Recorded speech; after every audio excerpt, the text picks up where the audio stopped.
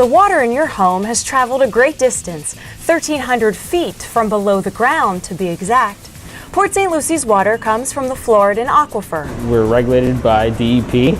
So we have certain measurements that we have to meet for protection from iron, from calcium.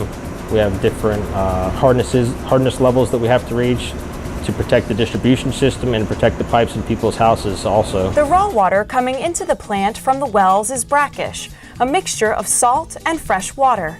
It's treated through reverse osmosis. We start with a conductivity of about 4,000, 4,500, and by the time we send it out, our conductivity is like 200.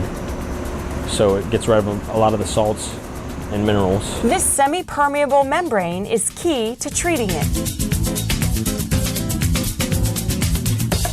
Applied pressure forces the water through the layers, which trap and separate the ions and minerals, leaving only the liquid or permeate. So the water comes in through the end, and it comes out from the outside and works its way in a spiral rotation towards the center permeate tube, and there's lots of small holes inside the permeate tube. There are 7 membranes inside each vessel, and 45 vessels in each skid. We have 5 skids. Each one is capable of producing about 2 million gallons a day if we run it 24 hours a day.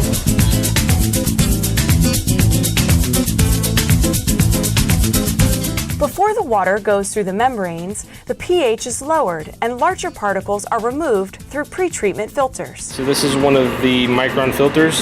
It's a 5 micron filter, and there's 103 of these inside each one of the feed micron canisters. They filter out the sand and sediment before the water goes into the high pressure pumps, which then goes to the membranes. Next, minerals are added back in through a raw water blend, and odors are removed. The water naturally being in the ground coming from that aquifer has hydrogen sulfide in it. It gives you that rotten egg smell. So we have to get rid of that smell. That's through the degasification process. So this is our blend basin. We have the water coming from the RO plant that comes in these green pipes. It goes into the top of the degasifiers.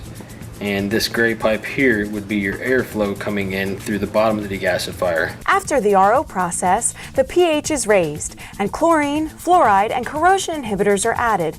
Then the water goes through transfer pumps to ground storage tanks. You can tell how much water we're making at any given time, and we can also tell how much water we're pumping out to the customers. It's a lot of responsibility. We service about 185,000 residents. The population is continually growing. It's a great career. It's challenging and rewarding.